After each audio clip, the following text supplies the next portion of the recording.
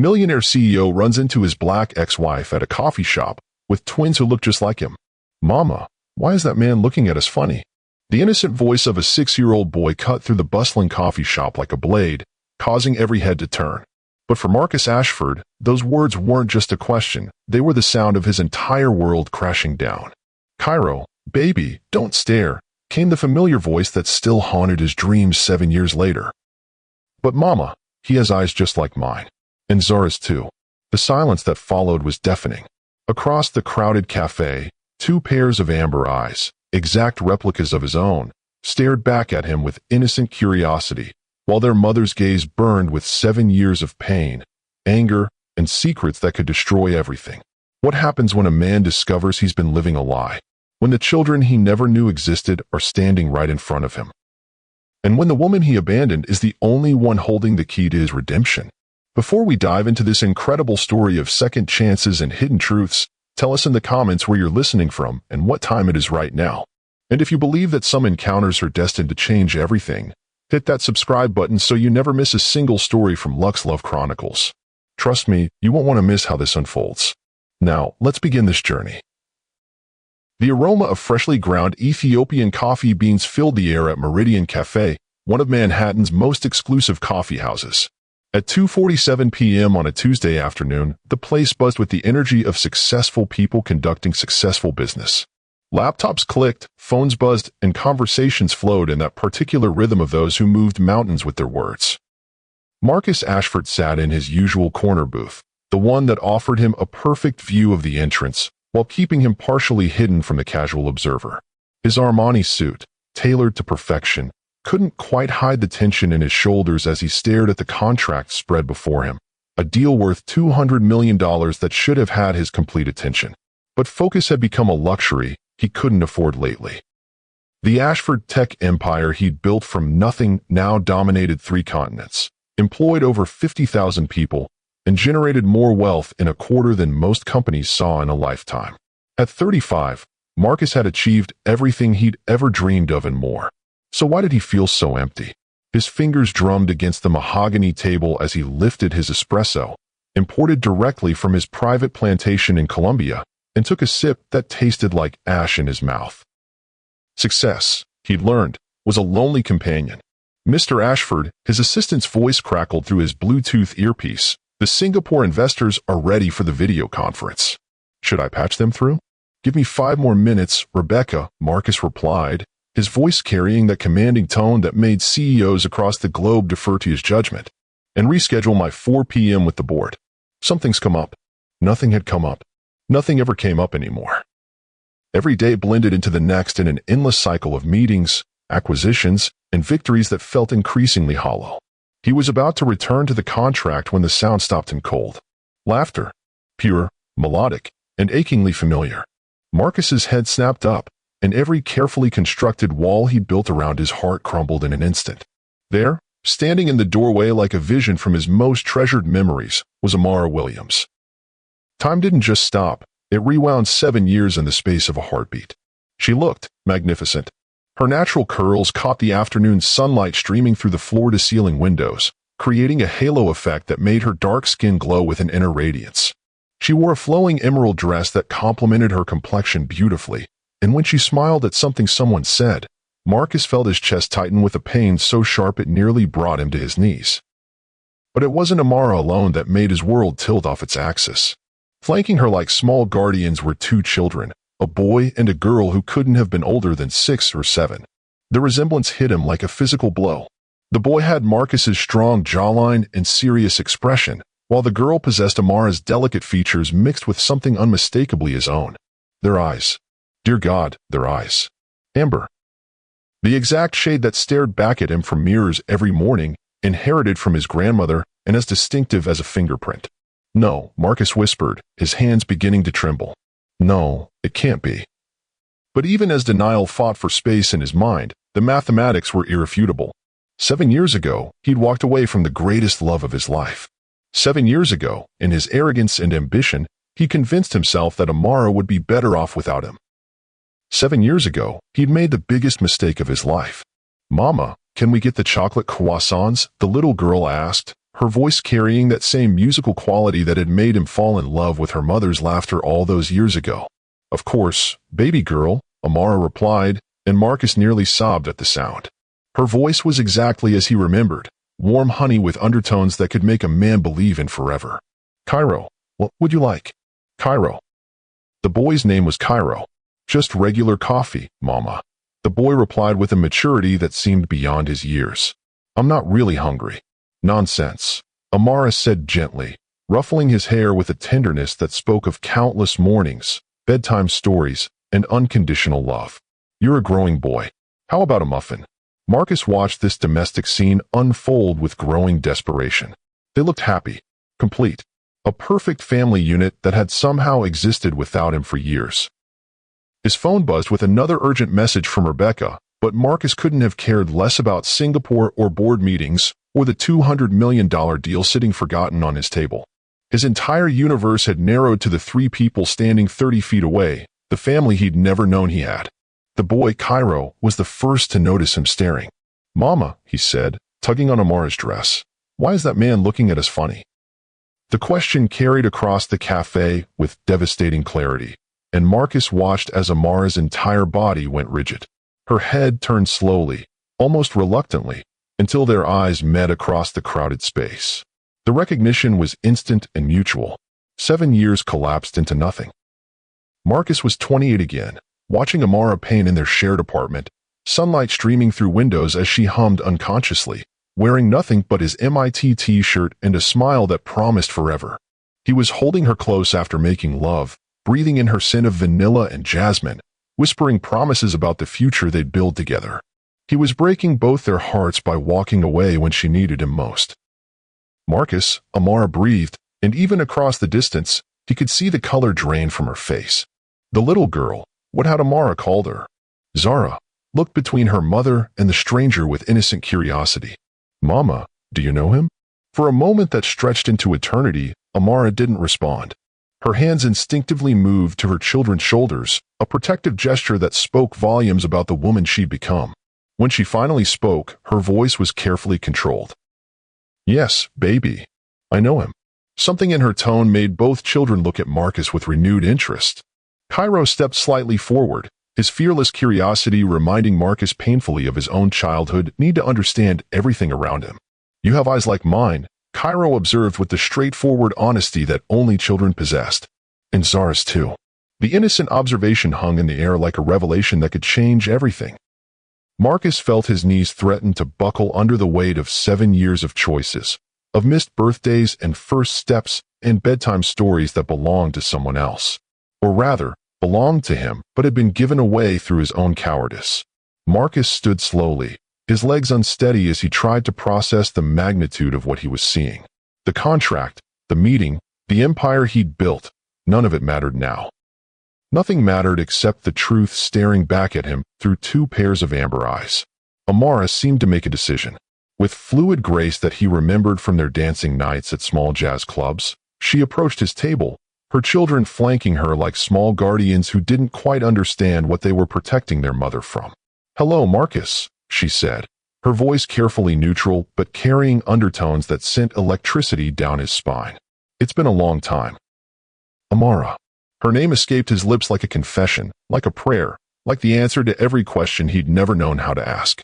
He wanted to say 1,000 things, apologies, explanations, declarations, but only one question mattered. His gaze dropped to the children, then back to her face. "Are they?" "Yes." The word cut through the air with finality that left no room for doubt or denial. "This is Zara and this is Cairo. They're 6 years old." Marcus's mind raced backward to that night, their last night together before pride and miscommunication and his own damning fear had torn them apart. The night he'd held her against him, skin to skin, hearts beating in perfect synchronization, making love with a desperate intensity that had left them both shaking and gasping each other's names like salvation. The night he'd whispered promises he'd been too terrified to keep. The night their children had been conceived. "Mama," Zara tugged on Amara's dress, her voice carrying that universal childhood curiosity that demanded immediate answers. "Who is he?" Amara's eyes never left Marcus's face as she knelt to her daughter's level, her movements graceful despite the obvious emotional turmoil coursing through her. This is someone Mama used to know. Someone very important. The carefully chosen words told Marcus everything about the woman she'd become: protective, wise, putting their children's emotional well-being above everything else, including her own pain. She'd learned to be both mother and father, to shield them from truths they weren't ready to understand. Cairo stepped closer to Marcus, studying him with an intensity that was almost unsettling. The boy possessed that fearless curiosity of childhood, but there was something else in his expression, a gravity that seemed beyond his years. "You look sad," Cairo said matter-of-factly. "Are you okay?" The innocent question nearly broke Marcus completely. Here was his son, showing concern for a stranger's well-being with the pure empathy that only children possessed. Marcus's voice cracked. He cleared his throat and tried again, kneeling down so he was at eye level with both children. "I'm better now. Meeting you both has made me very happy." "Really?" Zara asked, her smile brightening. "Mama says meeting new people is like finding treasures." "Your mama is very wise," Marcus replied, his eyes finding Amara's again. "She always was." Something flickered in Amara's expression, surprise, perhaps, or the faintest hint of the girl she used to be before life had taught her to be so careful with her heart. "Would you?" Marcus's voice trembled despite every effort to control it. "Would you like to sit? Just for a few minutes?" Amara hesitated, her internal struggle visible in the tightness around her eyes, the way her hands moved protectively toward her children. Marcus could see her weighing risks, measuring the potential for hurt against the children's obvious curiosity. Finally, she nodded. 10 minutes. The children need to get home soon." They found a larger corner table away from the afternoon crowd, and Marcus helped Zara into her chair, marveling at how small and perfect she was. When she giggled at his gentle joke about the wobbly table leg, the sound went straight to his heart like an arrow finding its target.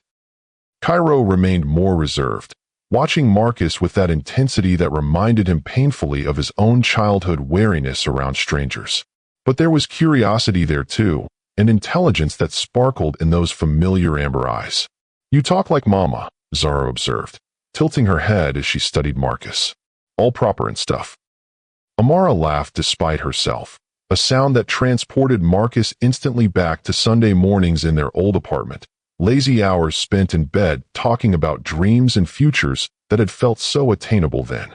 "Zara has very good ears," Amara explained, pride evident in her voice. "She notices everything."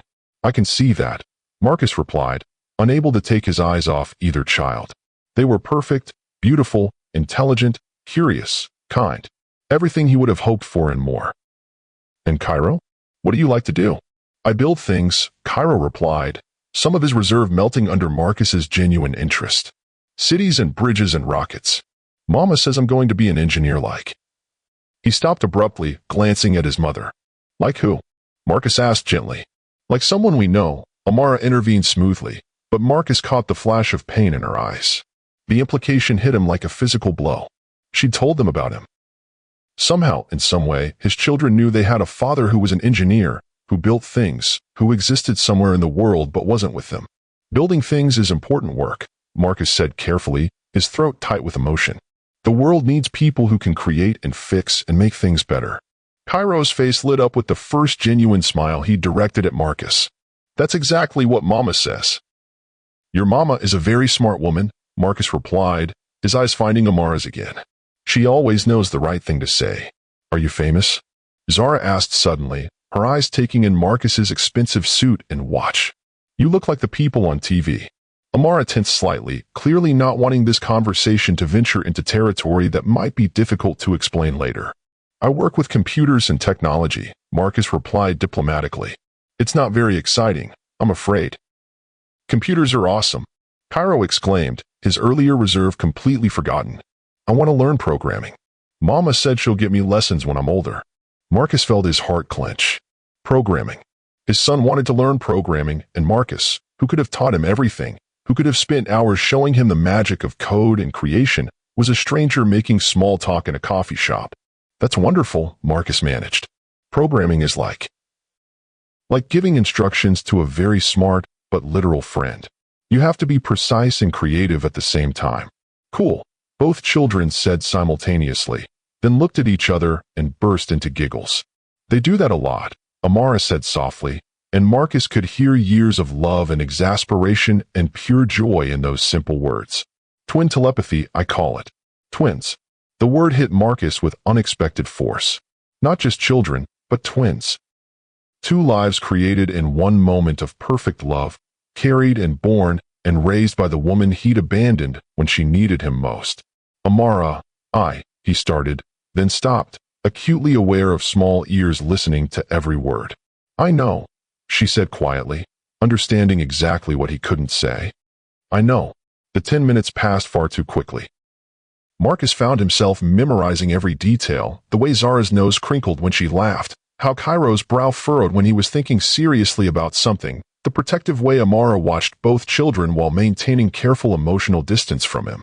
When Amara glanced at her watch and announced they needed to leave, Marcus felt panic rising in his chest. Wait, he said, standing as they prepared to go. Please. I know I have no right to ask, but... He looked at the children, then back at Amara. Could I see them again? Properly. The question hung in the air like a prayer waiting for an answer that could change everything or destroy what little hope he had left. Amara stared at their joined hands, hers trembling slightly, is steady despite the emotional earthquake that had just shattered both their worlds. The children stood beside her, sensing the undercurrent of adult emotions they couldn't quite understand, but feeling the importance of this moment nonetheless. They don't know, Marcus, she said finally, her voice barely above a whisper. About you. I've told them their father was someone who loved them but couldn't be with us. The careful phrasing cut through Marcus like a blade. Even in her pain, even after everything he'd put her through, she'd protected him in their children's eyes. She could have painted him as the villain, could have made them hate the father who'd abandoned them before they were even born. Instead, she'd chosen grace. I understand if you don't trust me, Marcus said quietly, his eyes never leaving hers. I understand if you hate me. I don't hate you, Amara whispered, and the admission seemed to cost her something precious. That would be easier. Cairo tugged on Amara's hand, his young face scrunched with concern. Mama, are you sad? Amara's composure cracked slightly as she knelt to pull both children close. No, baby. Mama's just remembering. Remembering what? Zara asked with the persistence that only children possessed. Old friends. Amara replied diplomatically, but her eyes remained locked on Marcus's face. Sometimes when we see old friends, it brings back lots of feelings. Marcus watched this tender interaction, his heart breaking and healing simultaneously. These were his children, flesh of his flesh, blood of his blood, and he was a stranger to them. Worse than a stranger. He was the man who'd chosen a conference room over a family, profit margins over love, ambition over the most precious gifts life could offer. We should go, Amara said, rising and gathering her purse.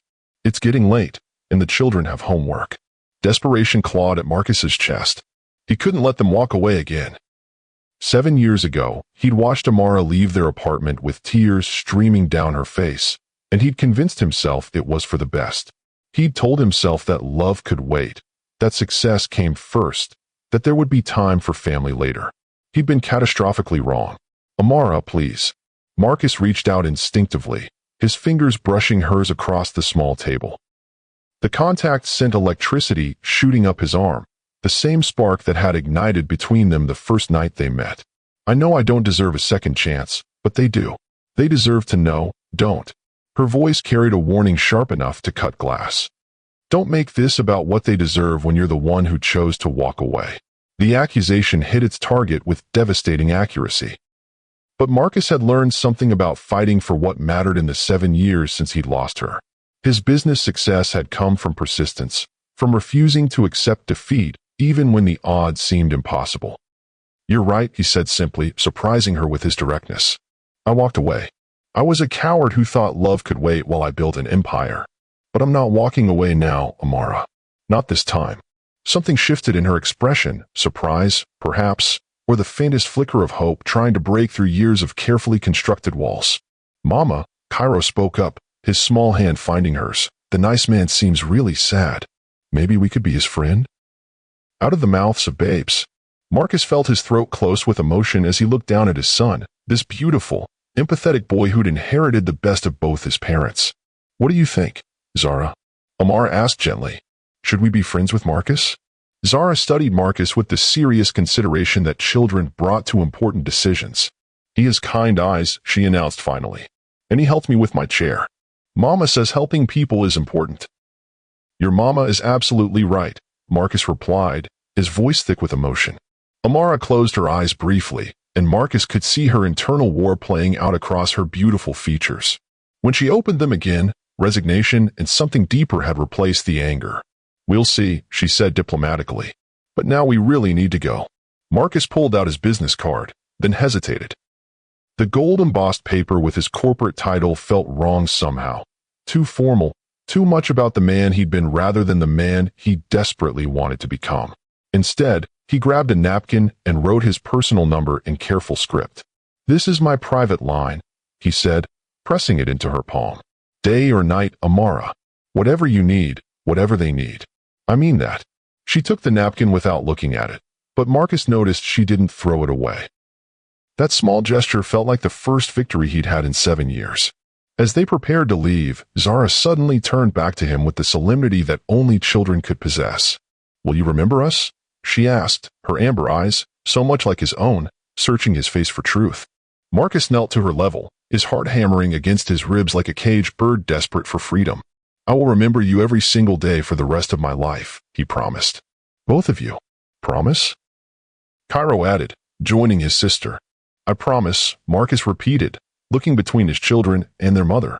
"That's a promise I'll never break." After they left, Marcus remained at the table for nearly an hour, staring at the door through which his heart had just walked away again.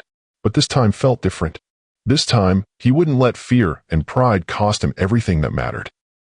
His phone buzzed insistently with messages from Rebecca, from the Singapore investors, from board members wondering where their CEO had disappeared to. Marcus ignored them all. For the first time in 7 years, Ashford Tech would have to wait. He had more important things to do. 7 years earlier, the rain pelted against the floor-to-ceiling windows of their shared apartment, creating rivulets that caught the glow of the city lights 20 floors below. Marcus stood silhouetted against the glass, his phone pressed to his ear as he spoke in the clipped, urgent tones that had become second nature during the months of negotiations. "No, Chin, the Shanghai numbers don't work," he said, pacing with the restless energy that had driven him to build something from nothing. "If we're going to expand into the Asian markets, we need local partnerships, not foreign investments that tie our hands." Behind him, Amara sat curled on their cream-colored sofa, a sketchpad balanced on her knees as she worked on designs for her freelance marketing business. But her usual focused concentration was absent tonight. She kept glancing at the clock, at Marcus, at the small white stick hidden in her purse that had changed everything. 2 pink lines. 2 little pink lines that meant their carefully planned future had just taken an unexpected turn. "Marcus?" She called softly when he paused between calls. "Hold on, baby," he replied without turning around, already dialing another number. "Kenji, it's Marcus. We need to talk about the Tokyo timeline." Amara bit her lip and returned to her sketching, but the elegant lines that usually flowed from her pencil felt forced tonight. "How did you tell the man you love that you were pregnant when he was in the middle of the biggest deal of his career? How did you explain that their 2-year plan had just become a 9-month countdown?" Marcus had been working 18-hour days for 3 months, ever since the possibility of international expansion had emerged. She understood his drive, had fallen in love with his ambition as much as his brilliant mind, and the way he made her laugh until her sides ached. But lately, it felt like she was sharing him with a demanding mistress named Success. "The Singapore meeting is crucial," Marcus was saying, his reflection ghost-like in the rain-streaked window. "If we can close the distribution deal, we'll have access to markets we've only dreamed about." Amara's hand drifted unconsciously to her flat stomach. "We'll have something more important than markets soon," she thought. "We'll have a family."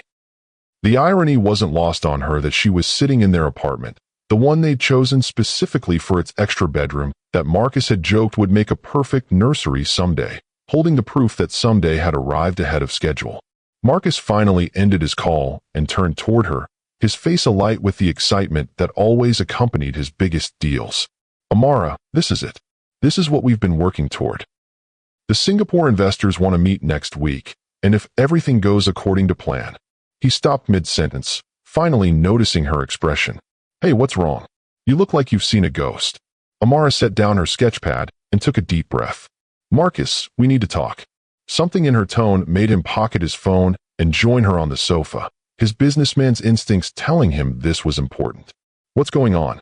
You've been quiet all evening. I know you're focused on the Singapore deal, she began carefully, and I know how important this expansion is for your company, our company. Marcus interrupted gently, taking her hands in his. Everything I'm building for us, Amara. For our future. That's just it, she said, her voice catching slightly. Our future just got a little more immediate. Marcus frowned, not understanding. What do you mean? Amara reached into her purse and pulled out the pregnancy test, placing it carefully on the coffee table between them. For a moment, Marcus simply stared at it, his mind processing what he was seeing. Is that positive? Amara whispered. I'm pregnant, Marcus. We're going to have a baby. The silence that followed felt like an eternity. Marcus stared at the test as if it might change if he looked at it long enough, his face cycling through expressions too quick for Amara to read. Pregnant, he repeated finally, the words sounding foreign in his mouth. I know the timing isn't ideal, Amara rushed to explain, misreading his shock as disappointment. With the Singapore deal and everything you have going on, but Marcus, I'm so happy. Scared, but happy. We've talked about having children, and I know this is sooner than we planned, but the timing is terrible, Marcus said quietly, and Amara felt her heart begin to sink. It's not that terrible, she said, trying to keep her voice light. Babies don't arrive for 9 months. You'll have time to finish the expansion, to get everything settled. Amara, you don't understand. Marcus stood abruptly, running his hands through his hair in the gesture she knew meant he was overwhelmed. The Singapore deal isn't just about expansion. It's about survival. If we don't secure these partnerships, if we don't get this international presence established, we could lose everything. We'll figure it out, Amara said, rising to face him. We always do. Marcus, this is our child. Our baby. I know what it is, Marcus snapped, then immediately looked stricken. I'm sorry. I didn't mean. It's just the timing, Amara. This changes everything. It doesn't have to change everything, she pleaded. You can still travel, still build your empire. I can handle things here for 9 months? And then what? A newborn doesn't exactly fit into the lifestyle we're building. The words hit Amara like physical blows. The lifestyle we're building? Marcus, I thought we were building a life together. A family. We are, Marcus said, but his voice lacked conviction. Just not yet. We agreed to wait until the company was stable, until we had the financial security to provide properly for children. We have financial security, Amara pointed out. Your startup is already profitable, and my marketing business is growing. It's not enough, Marcus interrupted. Not for what I want to give our children. Not for the kind of future I'm trying to build for us. What if I don't need the kind of future you're trying to build? Amara asked quietly. What if I just need you? Marcus looked at her, really looked at her, for the first time since she'd shown him the test. She was still the most beautiful woman he'd ever seen, still the person whose laugh could make his worst day better, still the woman he'd fallen in love with at first sight. But now she looked vulnerable in a way that terrified him. He wasn't ready for this responsibility. Wasn't ready to be the man she needed him to be. I can't do this right now, Amara, he said finally. The Singapore meeting is next week. This deal could set us up for life, could give us everything we've ever wanted. I thought we already had everything we wanted, Amara whispered. Marcus's phone rang, cutting through the moment like a blade. He glanced at it, then at Amara. It's the Singapore investors. I have to take this. Marcus, please, this will just take a minute, he said, already answering the call. Mr. Tanaka, thank you for calling back. Amara watched him walk away, returning to his position by the window as he slipped back into business mode. The pregnancy test still sat on the coffee table like evidence of a crime, and she suddenly felt very alone in the apartment they'd shared for 2 years. She was still sitting there when Marcus finished his call 30 minutes later. They want to move up the meeting, he announced, his excitement returning. If I can get to Singapore by Thursday, we can close the deal before their fiscal year ends. This is exactly the break we needed. We? Amara asked pointedly. Marcus had the grace to look uncomfortable. Amara, this is important. This deal could change everything for us. And the baby? Is the baby important? Of course it is, Marcus said, but he couldn't quite meet her eyes. It's just, the timing is complicated. Life is complicated, Marcus. That's what makes it beautiful. Marcus sat beside her again, taking her hands in his. Look, maybe this is actually a blessing in disguise. Maybe the universe is telling us to slow down, to make sure we're really ready before we bring a child into our lives. Amara felt ice forming in her veins. What are you saying? I'm saying maybe we should consider our options. We're young, we have time. Maybe it's better to wait until we're truly prepared. No. The word came out sharper than Amara intended. No, Marcus. This isn't a business decision you can optimize for better outcomes. This is our child. I'm not saying we terminate, Marcus said quickly. I'm just saying maybe we should think about whether this is really the right time. There's never a right time, Amara interrupted, pulling her hands free. There's only love and commitment and the willingness to figure it out as you go. Marcus was quiet for a long moment, staring at the pregnancy test as if it held answers to questions he didn't know how to ask. I need to go to Singapore, he said finally. I know. This deal. It's everything I've worked for. I know that too. When I get back, we'll talk about this properly. We'll figure out what to do. Amara looked at the man she loved, the brilliant, driven, ambitious man who'd swept her off her feet with his vision of the future, and realized that their visions might not be as aligned as she'd thought. What if I don't want to figure out what to do? She asked quietly. What if I want to have this baby regardless of the timing or the deals or the complications? Marcus met her eyes finally, and what she saw there broke her heart. Fear. Resentment. The look of a man who felt trapped by circumstances beyond his control. Then I guess we'll cross that bridge when we come to it, he said. It wasn't the answer she'd hoped for, but it was the answer that told her everything she needed to know about where she stood in Marcus's list of priorities. That night, as Marcus packed for Singapore, Amara lay in their bed listening to him move around the apartment with purposeful efficiency. When he finally slipped under the covers beside her, she pretended to be asleep. I love you, he whispered into the darkness, his voice heavy with guilt and confusion. Amara didn't answer. Love, she was learning, wasn't always enough. Marcus left for Singapore the next morning with a kiss that felt like goodbye and a promise to call that rang hollow before he was even out the door. 3 days later, Amara discovered she wasn't just pregnant, she was carrying twins. She called Marcus to share the news, but his assistant said he was in meetings. She called again the next day, and the day after that, each time getting the same polite brush off. By the time Marcus returned from Singapore 2 weeks later, successful deal in hand and plans for immediate expansion to 3 more countries, Amara had made her decision. The divorce papers were waiting on his desk. 7 years ago, 2 weeks after Singapore, Marcus Ashford stood in the doorway of what had been their shared apartment, staring at the manila envelope that sat on his mahogany desk like a ticking bomb. The Singapore deal documents were scattered around it, contracts worth $50 million that should have felt like victory. Instead, they felt like evidence of the biggest mistake of his life. Divorce papers. His hands trembled as he opened the envelope, Amara's elegant handwriting on the accompanying note making his chest tighten with a pain so sharp it nearly brought him to his knees. Marcus, I called 17 times while you were away.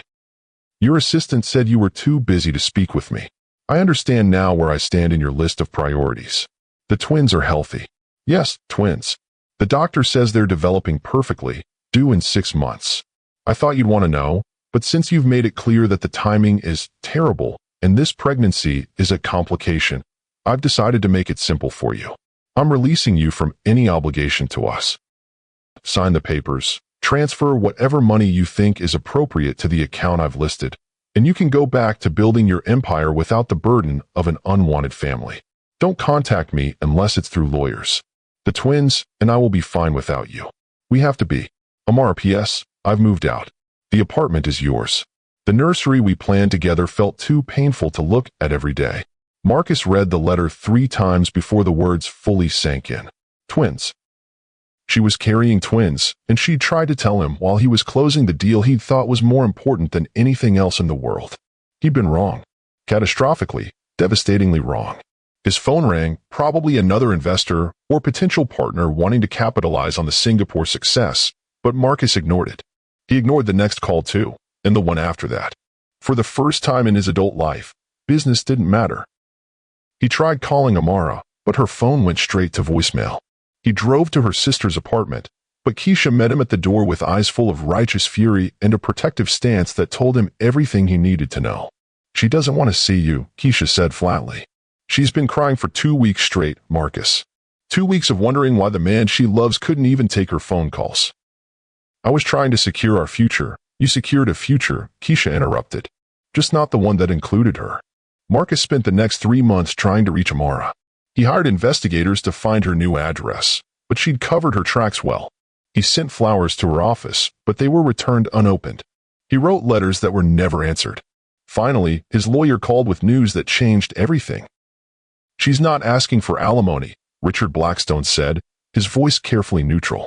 No spousal support, no division of assets. She just wants a clean break and child support to be deposited into a trust fund for the children. She's also requesting that all contact go through legal channels. What does that mean? Marcus asked, though he feared he already knew. It means she doesn't want to see you, Marcus. She's giving you exactly what you seem to want, freedom from complications. The divorce was finalized on a cold February morning. Marcus signed the papers in his lawyer's office, his hands steady despite the way his world was crumbling around him. That same day, he received a birth announcement that nearly broke him completely. Cairo Michael Williams and Zara Grace Williams. Born February 14, 2018. 6 pounds 2 ounces and 5 pounds 14 ounces. Mother and babies healthy and home. Valentine's Day babies. The irony would have been funny if it hadn't been so heartbreaking. Marcus stared at the hospital photo, 2 tiny, perfect faces swaddled in pink and blue blankets, and saw his own eyes looking back at him. His children. His twins. And he was nothing more than a name on their birth certificates and a bank account number for their mother. That night, alone in the apartment that had once been filled with love and laughter, Marcus made a decision that would define the next 7 years of his life. If Amara wanted him to stay away, he would honor that wish. If she believed they were better off without him, maybe she was right. Maybe the best thing he could do for his children was to provide for them financially while staying out of their lives emotionally. So he threw himself into work with a fervor that bordered on obsession. Ashford Tech expanded globally, acquiring companies, developing revolutionary software, and making Marcus one of the youngest billionaires in technology. Every success felt hollow, but he kept going because work was the only thing that numbed the constant ache in his chest. He set up a generous trust fund for the twins, enough to pay for the best schools, the finest colleges, whatever opportunities they might want. He made sure Amara never had to worry about money for them. But he never tried to contact her again, never attempted to see the children he'd helped create. He dated occasionally brilliant, beautiful women who moved in his circles and understood the demands of his lifestyle. But no one made him laugh the way Amara had. No one challenged him intellectually while simultaneously making him want to be a better man. No one felt like home. 5 years passed. Then 6. Marcus built a fortune worth billions, employed thousands of people, and was featured on magazine covers as one of the most eligible bachelors in America. But he went to bed every night in an empty penthouse, wondering what his children looked like now, whether they were happy, if they ever asked about their father. He started seeing a therapist, Dr. Sarah Chin, a wise woman who specialized in helping driven executives find balance. During their sessions, Marcus finally began to understand the depth of his mistakes.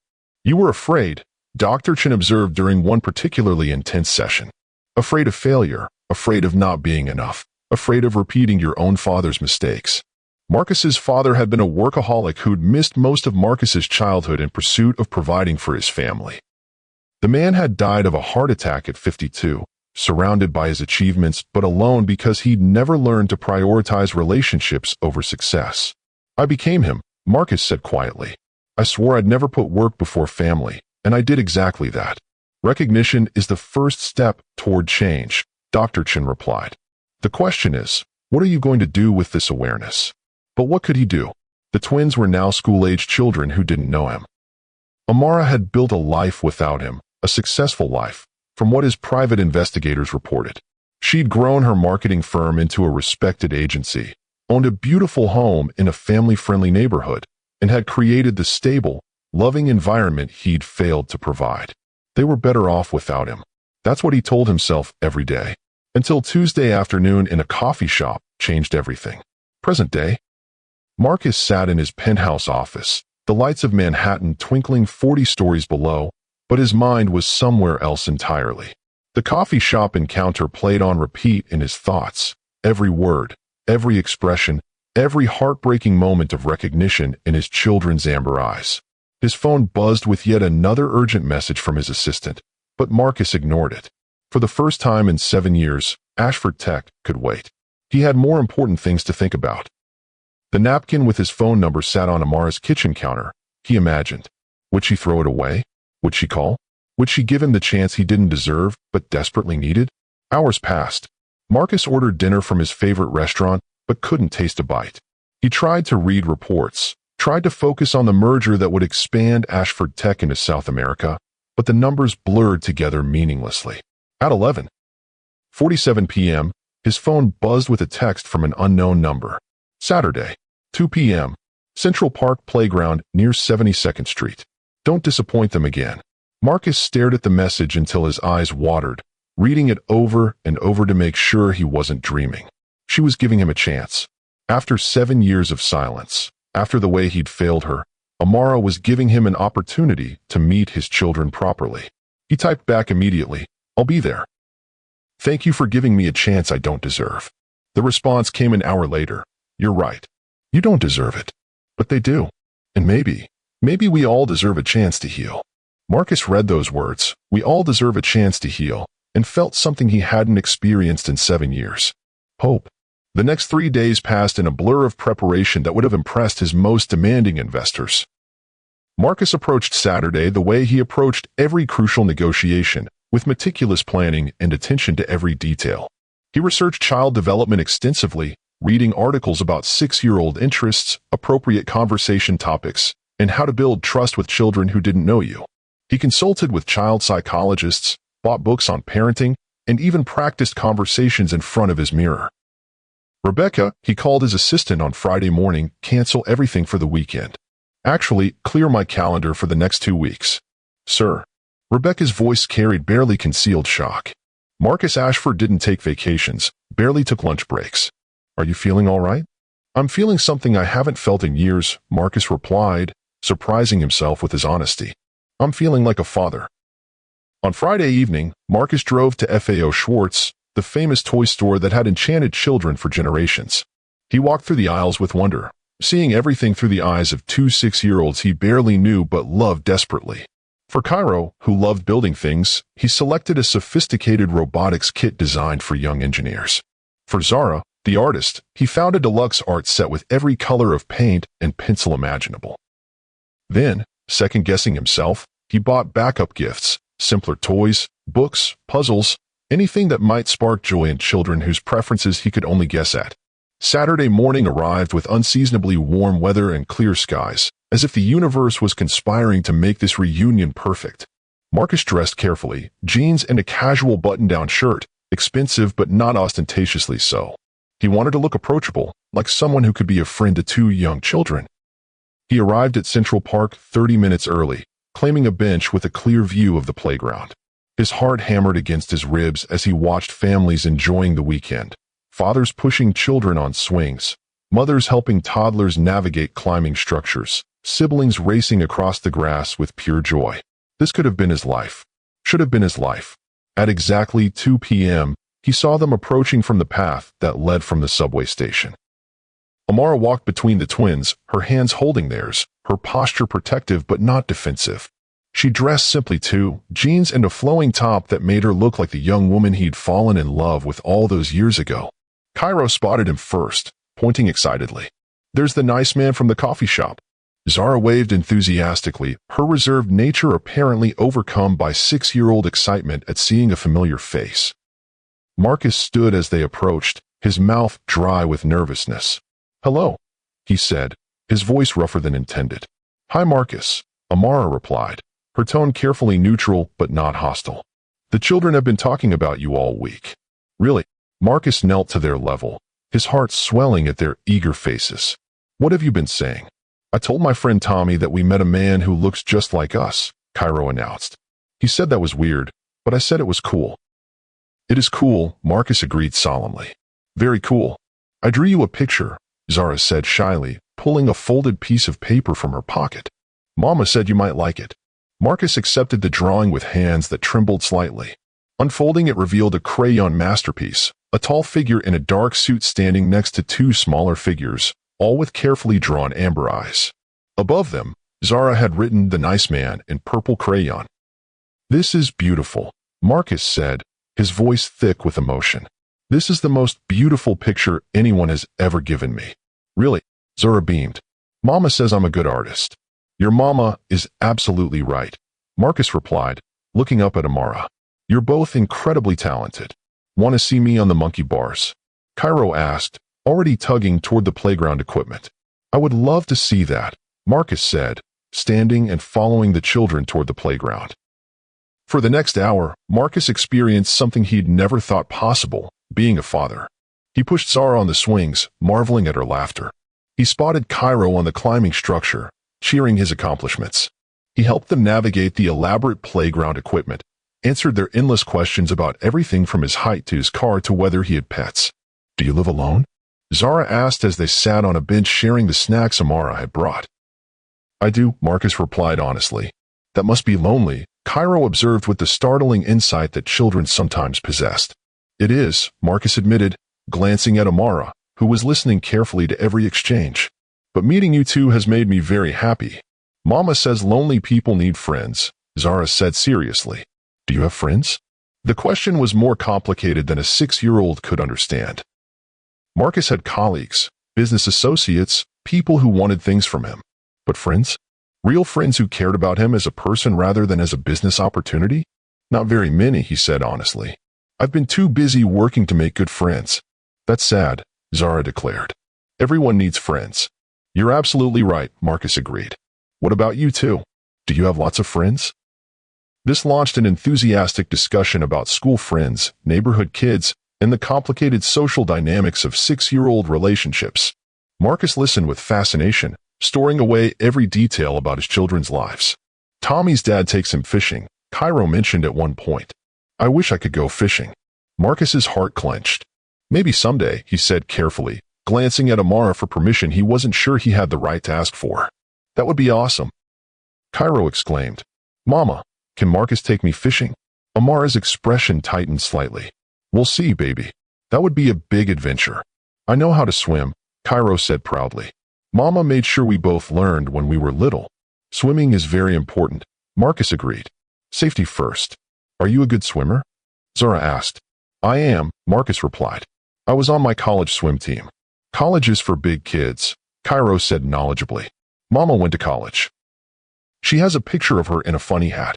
"A graduation cap," Amara clarified, smiling despite herself. "And it wasn't that funny." "It was a little funny," Zara giggled. Marcus watched this family banter with a mixture of joy and heartbreak. They were so easy together, so comfortable in their shared jokes and memories. He was the outsider looking in, grateful for even this small glimpse into their world. As the afternoon wore on, Marcus found himself relaxing in a way he hadn't in years. The twins' natural curiosity and acceptance made conversation flow easily. They asked him about his work. "Do you really boss around computers?" His hobbies. "Why don't you have any?" And his family. "Just us," he said, looking at all three of them with meaning that made Amara's breath catch. "I brought something for you," Marcus said finally, retrieving the carefully wrapped packages from his car. "Presents," both children exclaimed, their excitement infectious. "You didn't have to do that," Amara said quietly, but Marcus noticed she didn't stop the children from accepting the gifts. Cairo tore into his package with typical 6-year-old enthusiasm, gasping when he saw the robotics kit.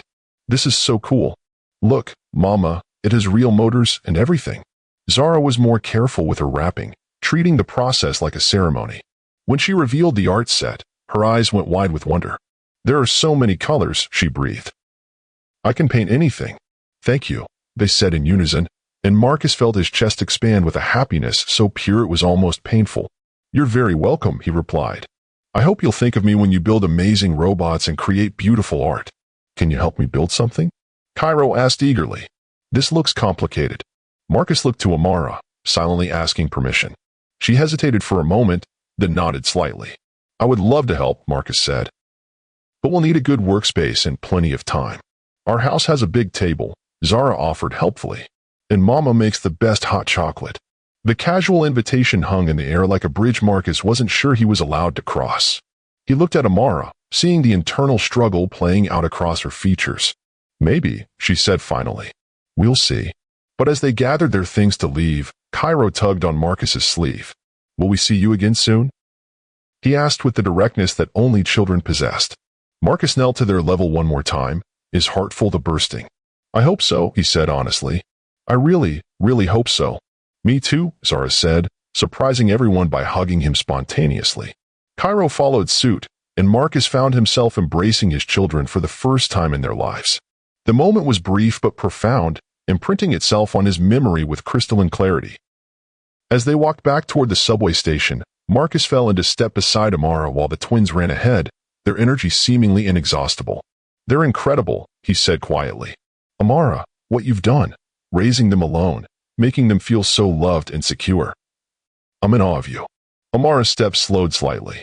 It wasn't easy, she admitted, especially those first few years. There were nights when I felt so overwhelmed, so alone. I should have been there, Marcus said, his voice heavy with regret. I should have fought harder for us, for them. You made your choice, Amara replied, but her tone held more sadness than anger now. I made the wrong choice, Marcus said firmly. The worst choice of my life. But if you'll let me, I want to make better choices now. They walked in silence for a few moments, watching their children chase each other in circles, their laughter carrying on the warm afternoon breeze. They like you, Amara observed finally. I like them too, Marcus replied. More than I thought possible. Amara, I know I don't have the right to ask for anything from you, but please, let me be part of their lives. Let me try to be the father they deserve. Amara stopped walking, turning to face him fully. Her eyes searched his face, looking for something, sincerity, perhaps, or the absence of the selfish ambition that had driven him away 7 years ago. It's not just about what you want, Marcus, she said quietly. It's about what's best for them. They've never been disappointed by a father because they've never expected anything from one. If you start this journey with them, you can't change your mind when it gets difficult or inconvenient. I won't, Marcus promised. I swear to you, Amara, I'm not the same man who walked away 7 years ago. Business will never come before family again. Nothing will. We'll see, Amara said, but Marcus caught something in her expression that looked like hope fighting to break through carefully constructed walls. As they reached the subway entrance, the twins turned back to wave goodbye. Bye, Marcus, they called in unison. Thank you for the presents. Thank you for a perfect afternoon, Marcus called back, meaning every word. After they disappeared down the subway steps, Marcus stood on the street corner for a long time, replaying every moment of the last few hours. For the first time in 7 years, he felt like he was exactly where he was supposed to be. His phone buzzed with work emails, but Marcus ignored them. He had more important things to think about now. He had children to win over, trust to rebuild, and a woman to prove himself to. The hardest negotiation of his life was just beginning, but this time the stakes weren't measured in dollars or market share. This time, he was fighting for his family. And Marcus Ashford had never lost a fight that truly mattered to him.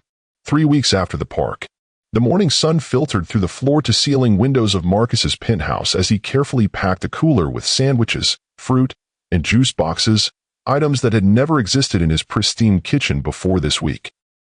His housekeeper, Maria, watched with barely concealed amazement as her usually all-business employer fretted over whether peanut butter and jelly was too simple for a picnic lunch. Mr. Ashford, she said gently in her accented English, children love simple food. Trust me, I have 6 grandchildren. Marcus smiled gratefully. Thank you, Maria. I'm still learning. Learning was an understatement. In the 3 weeks since their afternoon in Central Park, Marcus had been cramming like a student preparing for the most important exam of his life. He'd read every parenting book on Amazon, watched YouTube videos about father-child bonding, and even taken a weekend course on child development. The investment was paying off. Saturday afternoon visits had become a cherished routine. Marcus would meet Amara and the twins at various locations around the city, playgrounds, museums, the zoo, ice cream shops, and spend hours learning who his children were beyond the surface details. Cairo, he'd discovered, had inherited Marcus's analytical mind, but paired it with Amara's creativity. The boy could spend hours building elaborate structures with blocks or Legos, narrating the engineering principles behind each design. Last Saturday, he built a bridge that could hold 20 toy cars while explaining load distribution with the seriousness of a graduate student. Zara was pure artist soul wrapped in 6-year-old wonder. She saw beauty in everything, the way sunlight hit puddles, the patterns clouds made in the sky, the colors that emerge when different paints mix together. She'd started bringing Marcus drawings every week, each one more detailed and imaginative than the last. Both children had begun asking when they'd see him again before their current visit was even over. The tentative curiosity of those first meetings had evolved into genuine affection, and Marcus treasured every Marcus. Look at this. And can you help me with that? But it was Amara who remained the enigma. She was polite during their outings, even warm at times when the children did something particularly endearing. She smiled when Marcus clearly struggled with some aspect of parenting, offered gentle guidance when he looked lost, and never made him feel inadequate despite his obvious inexperience. Yet she maintained careful emotional distance, never staying alone with him for more than a few minutes, never allowing conversations to venture into personal territory. She was present but protected, engaged but guarded. Marcus understood her caution. He'd shattered her trust once before at the worst possible moment. Rebuilding it would take more than weekend visits and expensive toys. It would take consistency, patience, and proof that he'd truly changed. Today's plan was ambitious, a full day at the Children's Museum of Science and Technology, followed by lunch at their favorite pizza place, and then an afternoon at his penthouse where Cairo could finally see the robotics kit they'd been discussing in action. It would be the first time Amara and the children visited his home, the first glimpse into the life he'd built while they were building theirs without him. Marcus's phone buzzed with a text from Amara, running 10 minutes late. Cairo insisted on bringing his latest robot to show you. Marcus smiled, typing back, "Take your time. I'm looking forward to meeting the new creation." "He's very proud of it," came her response. "You've inspired quite the engineering passion." The simple statement made Marcus's chest warm with pride. He was having an impact on his son's life, encouraging interests and dreams in a way his own father never had. 20 minutes later, the elevator opened to reveal his family, and yes, Marcus had started thinking of them that way, despite having no official claim to the title. Cairo practically bounced with excitement, clutching a small robot he'd clearly built himself. "Marcus, look what I made." Cairo thrust the creation forward proudly. "It can walk and turn its head and everything." Marcus knelt to examine the robot with the seriousness it deserved. The construction was impressive for a 6-year-old, clearly influenced by the kit Marcus had given him but personalized with Cairo's own innovations. "This is incredible engineering," Marcus said honestly. "Can you show me how the head mechanism works?" As Cairo launched into an enthusiastic explanation of gears and motors, Marcus caught Amara watching them with an expression he couldn't quite read. There was pride there, and something that might have been longing, but also a wariness that suggested she was still waiting for him to disappoint them. "Hi, Marcus." Zara interrupted her brother's technical lecture with a hug that had become their standard greeting. "I brought you something too." She handed him a carefully folded paper that, when opened, revealed a watercolor painting of a tall building with windows that seemed to stretch to the sky. "It's your house," she explained proudly. "Mama said you live way up high, so I painted it touching the clouds." "It's perfect," Marcus said, meaning it completely. "Would you like to see if you got the inside right too?" Both children's eyes widened with excitement. They'd been asking to see where Marcus lived for weeks, and Amara had finally agreed to today's visit. "Really?" Cairo asked. "We can see your whole house." "Every room," Marcus confirmed, standing to address Amara. "If that's still okay with your mom." "Can we, Mama?" Both children pleaded in unison. Amara smiled at their enthusiasm. "Yes, but remember our rules about other people's homes. Use indoor voices, don't touch things without asking, and always say please and thank you," they recited in practiced unison. Marcus led them to his private elevator, noting how Amara's hand instinctively found the children's shoulders as they rode to the top floor. When the doors opened directly into his penthouse, both twins gasped in amazement. "Whoa," Cairo breathed, taking in the soaring ceilings, the wall of windows overlooking Central Park, and the sleek modern furniture. "It's like something from a movie." "It's so big," Zara added, her artistic eye drawn to the carefully curated artwork and the way natural light flooded every space.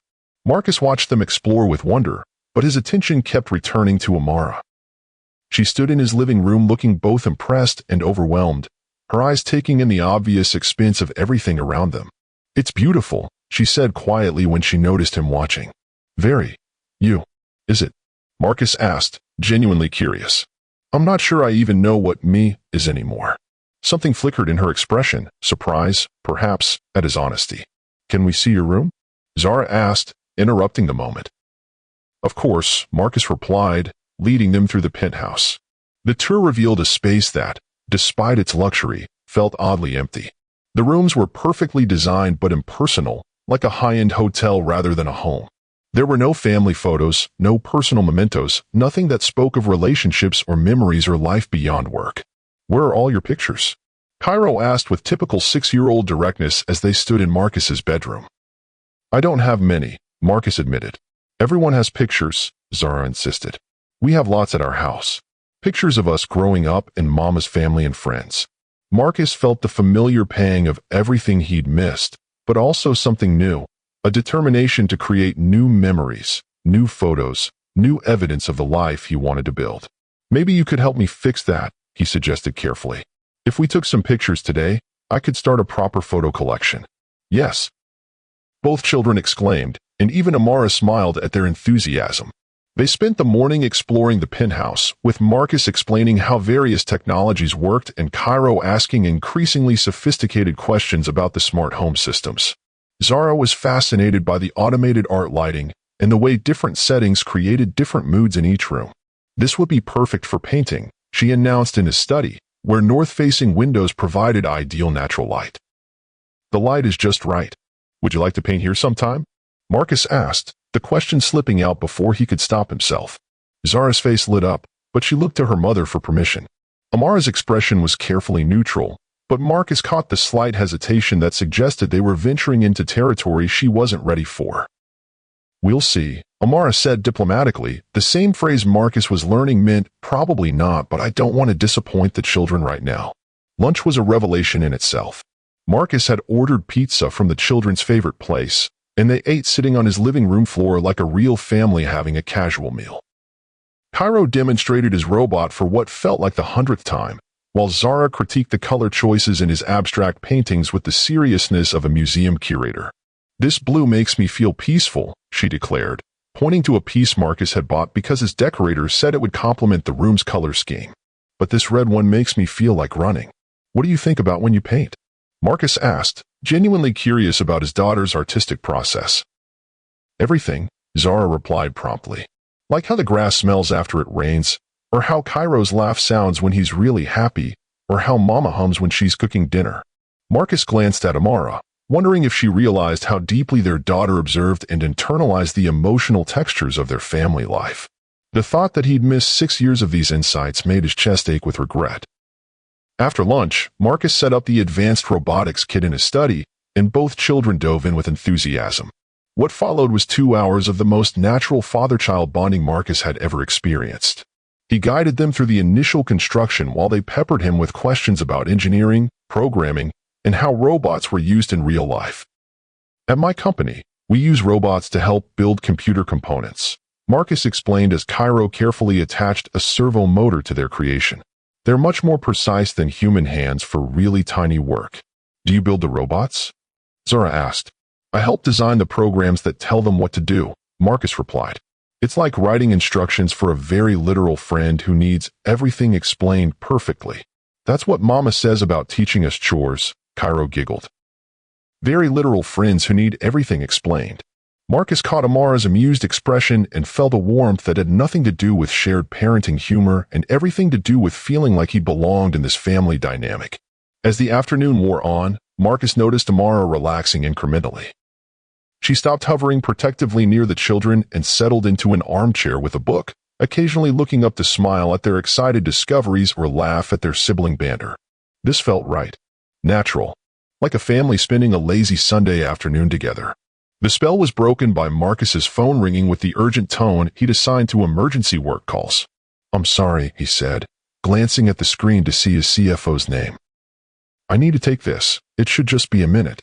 "Marcus, thank God," came James Morrison's voice, tense with crisis.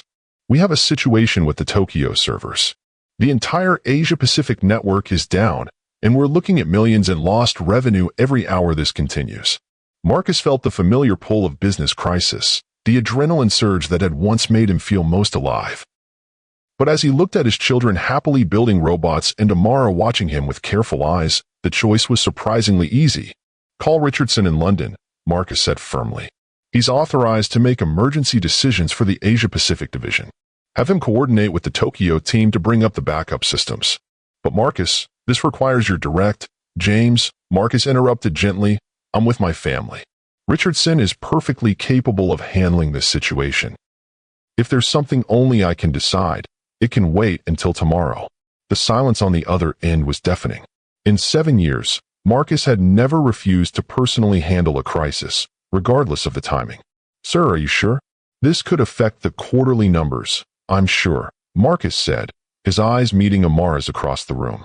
She was watching him with an expression of surprise and something that might have been respect. The company will survive one afternoon without me. My family needs me more. After hanging up, Marcus found all three of them staring at him. Was that important work stuff? Cairo asked. It was, Marcus admitted.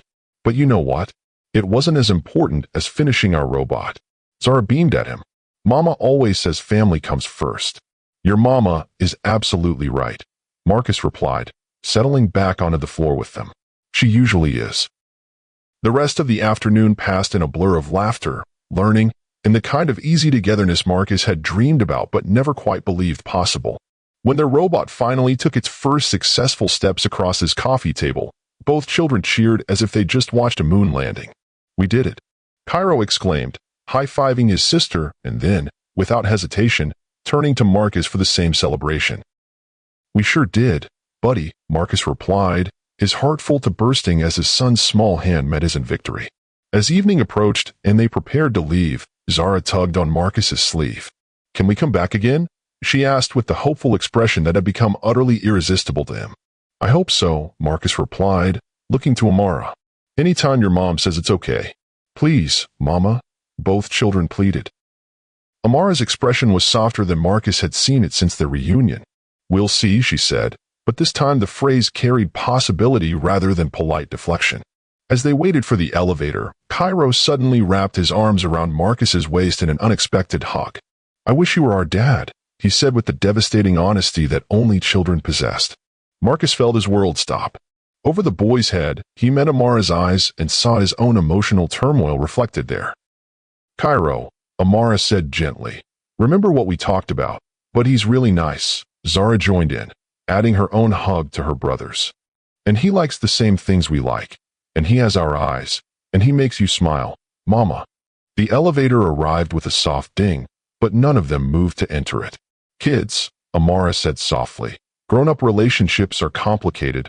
I would love to be your dad, Marcus said quietly, the words escaping before he could think better of them.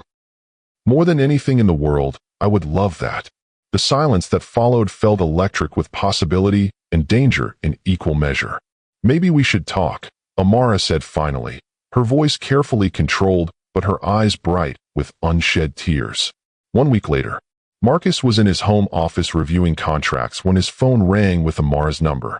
He answered immediately, as he always did when it came to calls involving his family. Marcus. Amara's voice was tight with stress. I need your help. What's wrong? Marcus was already reaching for his car keys, his protective instincts firing on all cylinders. I'm at the hospital with Cairo.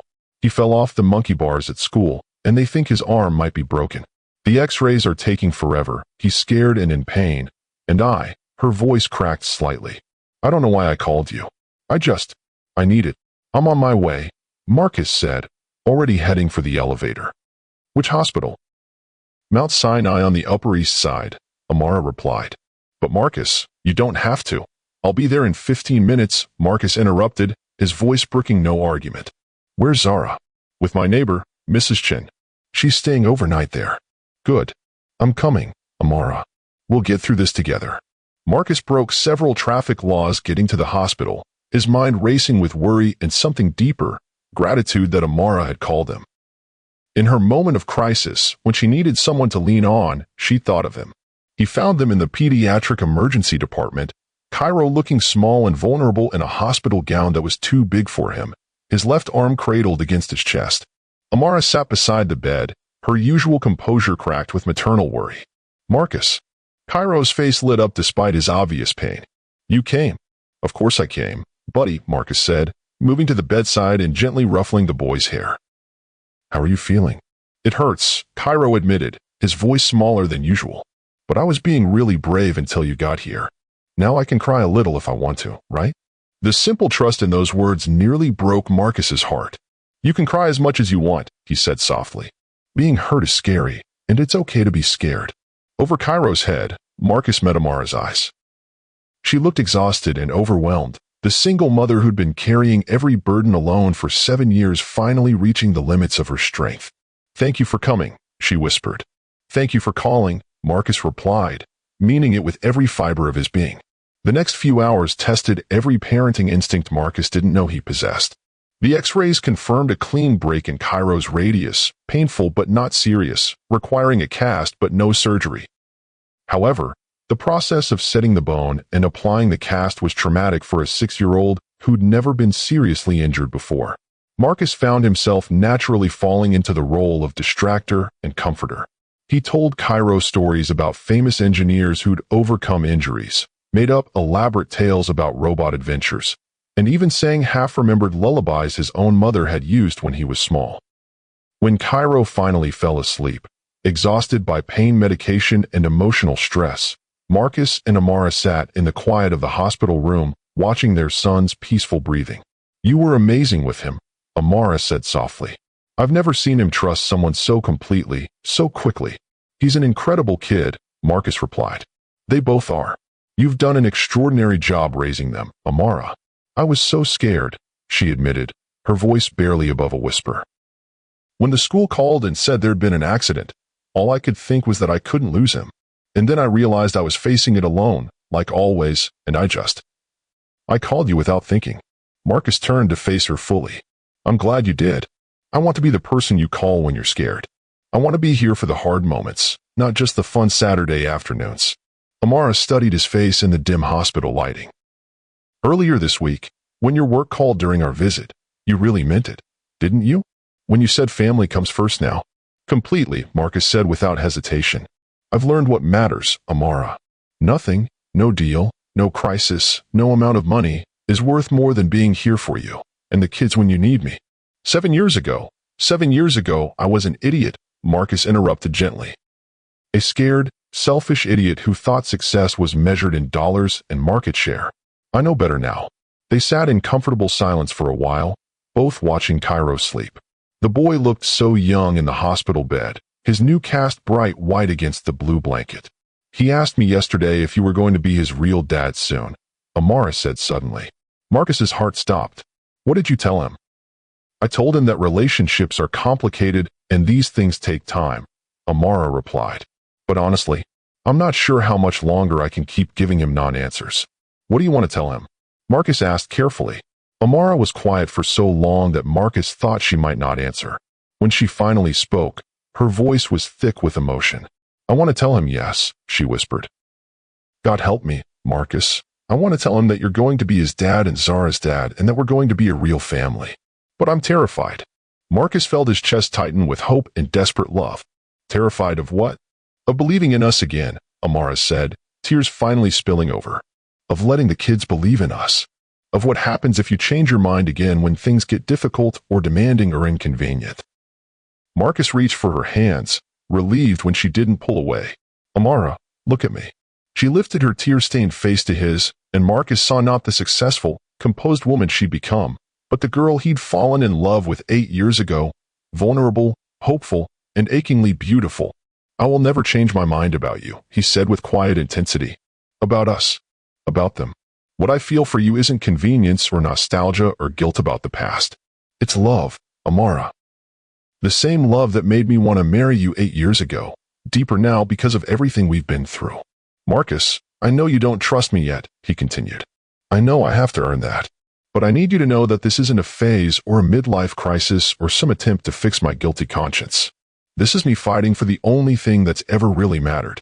Amara searched his face, looking for the fear or reservation that had cost them everything before. Instead, she found certainty, determination, and a love so profound it took her breath away. "If we do this," she said finally, "if we try to be a family, I need to know you're all in. Not just for me, but for them." They can't have their hearts broken by someone they're starting to see as a father figure.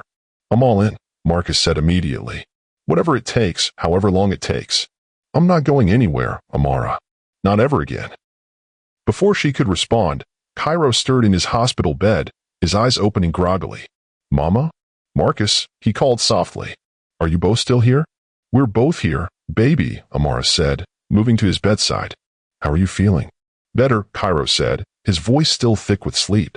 My arm doesn't hurt so much now. And I'm not scared anymore because you're both here.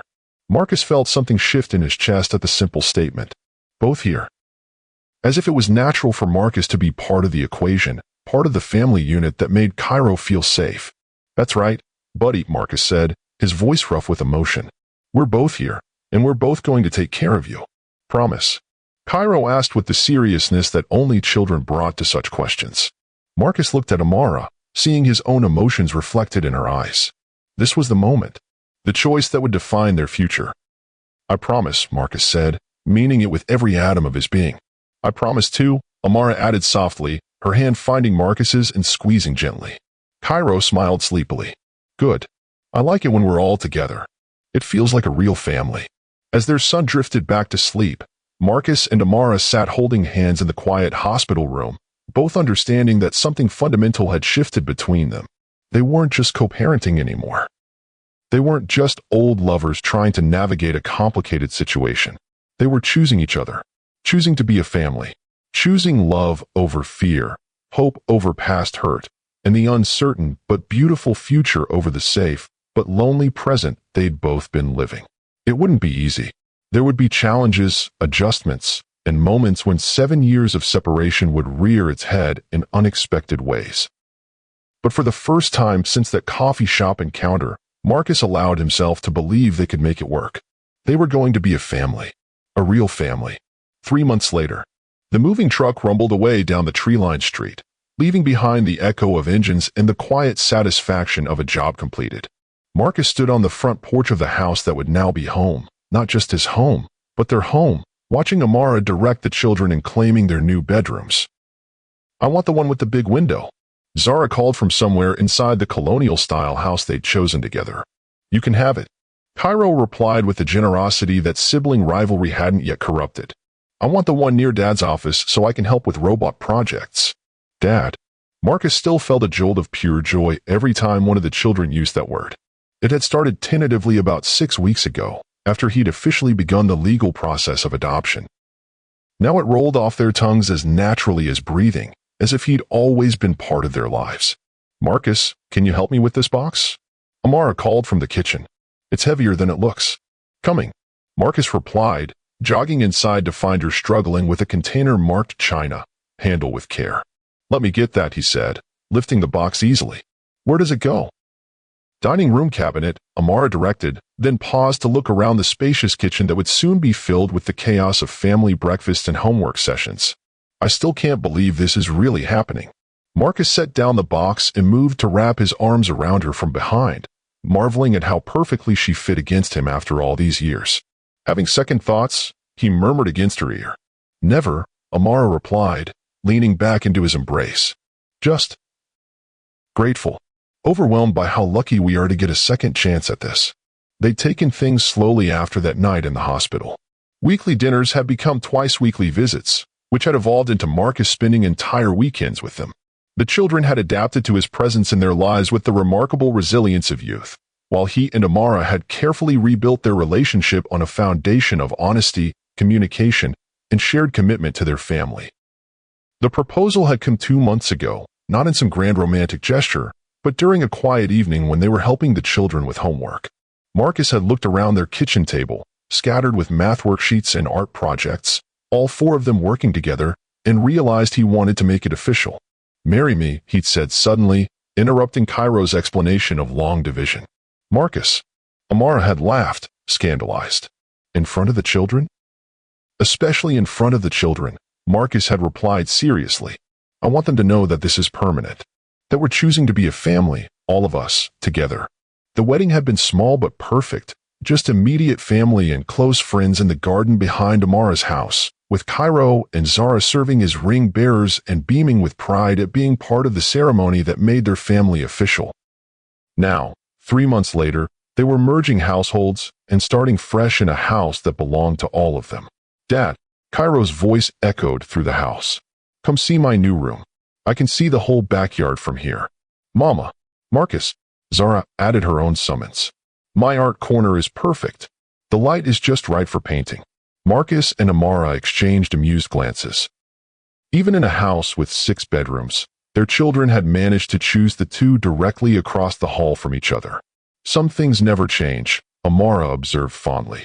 "Some things do," Marcus replied, pulling her closer. "All the important things." They spent the day unpacking, arranging furniture, and turning a house into a home. Marcus marveled at how naturally they fell into domestic rhythms, Amara organizing the kitchen while he assembled furniture, both of them stopping frequently to admire the children's decorating choices or referee minor disagreements about toy placement. By evening, the major pieces were in place, and they ordered pizza to celebrate their first family dinner in their new home. "This is the best house ever," Zara declared around a mouthful of cheese pizza. "And we all picked it together, so it's really ours. Plus, Dad's office is big enough for really complicated robot projects," Cairo added pragmatically. "What do you think, Mama?" Marcus asked, noting how Amara kept looking around the dining room as if she couldn't quite believe they were all there. "I think," Amara said slowly, "that home isn't a place. It's the people you share it with." After dinner, they established their first family tradition in the new house, evening walks around the neighborhood. The children ran ahead, exploring every playground and interesting tree, while Marcus and Amara followed hand in hand. "Do you ever think about what would have happened if we'd never run into each other that day?" Amara asked as they watched their children discover a small pond with ducks. "Every day," Marcus admitted. "I think about how close I came to missing all of this. Missing them growing up, missing you becoming the incredible woman you are now, missing the chance to be the husband and father I should have been from the beginning." "You're the husband and father you're supposed to be now," Amara said firmly. "That's what matters." As they turned toward home, Cairo and Zara each claimed one of Marcus's hands, chattering about their plans for their new bedrooms and the adventures they'd have in their new neighborhood. "This is perfect," Cairo declared with the satisfaction of a child whose world has just gotten significantly better. "Everything's perfect when we're all together," Zara agreed. That night, after the children were settled in their new rooms and the house had fallen into peaceful quiet, Marcus and Amara sat on their back porch swing, watching stars appear in the darkening sky. "Tell me something," Amara said, curled against Marcus's side. "What's the best part of all this for you?" Marcus considered the question seriously. "The everyday moments," he said finally. "Helping with homework, making breakfast on Saturday mornings, knowing that when something good happens to one of us, we all get to celebrate together. And when something scary happens, we're all there to face it together." "Like Cairo's broken arm," Amara observed. "Like Cairo's broken arm," Marcus agreed. "But also like when Zara won the art contest last month, or when you got that big client, or when I finally got the work-life balance right. We're a team now, all 4 of us." "I love you," Amara said suddenly, the words carrying 8 years of love, loss, forgiveness, and hope. "I love you too," Marcus replied, meaning it more than he'd ever meant anything. "All 3 of you. More than I knew was possible." As if summoned by their conversation, the porch door opened and 2 small figures in pajamas appeared. "We can't sleep," Cairo announced. "The new house makes different sounds," Zara added by way of explanation. "Would it help if we all stayed together tonight?" Marcus suggested. "Maybe we could drag some blankets into the living room and have an indoor camping night." "Yes," both children exclaimed, their sleep troubles forgotten in the excitement of an unplanned adventure. An hour later, all 4 members of the Ashford family were settled on a nest of blankets and pillows in their new living room, the children nestled between their parents like small, warm anchors to everything that mattered. "Tell us the story again," Zara requested sleepily. "About how you and Mama met the first time." It had become their favorite bedtime story, the tale of their parents' first meeting, first date, and the love that had survived separation and found its way back home. Once upon a time, Marcus began in the storytelling voice he'd perfected over the past few months. There was a brilliant, beautiful woman who could paint colors that didn't even have names. As he spun the familiar tale, Marcus felt the deep contentment that came from being exactly where he belonged. This was success, not the numbers in his bank account or the accolades from business magazines, but the weight of his daughter's head on his shoulder and the sound of his son's sleepy breathing. The warm presence of his wife beside him and the knowledge that tomorrow would bring more moments just like this one. He built an empire worth billions, but his greatest achievement was the family sleeping peacefully around him. Some love stories end with a kiss. Others end with a wedding. But the best love stories, Marcus had learned, end with the quiet understanding that the real adventure is just beginning. And as he watched his wife and children sleep in the soft glow of their new home's lights, Marcus Ashford knew that his greatest success story was still being written, one ordinary, extraordinary day at a time. 5 years later. Saturday morning, the sound of laughter drifted through the kitchen windows as Marcus flipped pancakes on the griddle, watching through the glass as 11-year-old Cairo taught his little sister Lily how to throw a perfect spiral with a foam football. Higher arc, Lily. Cairo called out with the patience of an older brother who'd inherited his father's teaching instincts. Remember what Dad taught us about trajectory? I'm trying. 4-year-old Lily replied with the determined scowl that reminded Marcus so strongly of Amara it made his heart ache with love. Dad, the pancakes are burning, Zara observed from her perch at the kitchen counter, where she was sketching the morning scene with the artistic skill that had earned her recognition in several youth competitions. Thanks, sweetheart, Marcus said, quickly flipping the pancakes before they could char. Is your mom still getting dressed? She's fighting with her hair, Zara replied with the knowing wisdom of an 11-year-old girl. She said the humidity is making it rebellious. Marcus grinned. Some things never changed. Amara's relationship with her hair on humid Saturday mornings had been a source of gentle frustration since their first apartment together. Good morning, beautiful family. Marcus turned to see Amara entering the kitchen, her hair successfully tamed and her face glowing with the particular happiness that came from Saturday mornings with nowhere urgent to be. Good morning, gorgeous, Marcus replied, stealing a quick kiss as she moved past him to pour coffee. Sleep well. Better than I have in weeks, Amara admitted. No client emergencies, no deadline pressure, just us. Her marketing firm had grown into one of the most respected agencies in the city, but she'd learned to set boundaries that protected family time. They both had. Success meant something different now than it had in their younger, more driven years. Mama, Lily burst through the back door with the boundless energy of a 4-year-old who'd been awake for exactly 17 minutes. Watch me throw. Cairo taught me the spiral thing. I want to see the spiral thing, Amara said seriously, accepting the foam football from her youngest daughter. Show me what you've learned. As Lily demonstrated her new skill with the intense concentration that seemed to be a family trait, Marcus felt the familiar swell of gratitude that had become his default emotional state. They'd built this. Together. A family that laughed easily, supported each other unconditionally, and faced every challenge as a team.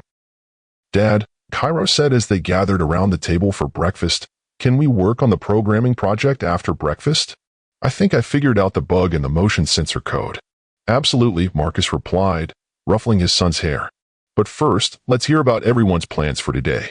Art class at 2 p.m., Zara reported dutifully. And Mrs. Peterson wants to talk to you and Mama about the advanced placement program. Playground. Lily announced with the enthusiasm of someone whose Saturday plans were beautifully simple. I need to finish the marketing proposal for the Morrison Group, Amara added, but that shouldn't take more than an hour. And I, Marcus said, looking around the table at his family, plan to spend the day with my favorite people in the world. We're your only people, Cairo pointed out with logic that made everyone laugh. That's what makes you my favorites, Marcus replied. After breakfast, as they settled into their Saturday routine, Cairo and Marcus bent over programming code in the study, Zara painting in her art corner, Lily building elaborate block cities, and Amara curled up with her laptop. Marcus paused to absorb the scene. This was what success looked like. Not the magazine covers or the business awards gathering dust in his office, but the sound of his children's concentrated breathing as they pursued their passions, the sight of his wife's thoughtful expression as she crafted marketing strategies, the knowledge that every day brought new opportunities to be present for the moments that mattered. His phone buzzed with a text from his assistant about an urgent acquisition opportunity that required immediate attention. Marcus glanced at it, then at his son's excited face as the motion sensor finally responded correctly to his code. Richardson can handle it, Marcus said, silencing his phone and returning his attention to what truly mattered. Handle what? Cairo asked absently, focused on his programming. Nothing important, Marcus replied, meaning it completely. Now, show me how you solve that censor problem. Later that evening, after art classes and playground adventures and family dinner, Marcus and Amara sat on their back porch watching their children catch fireflies in the gathering dusk. Any regrets?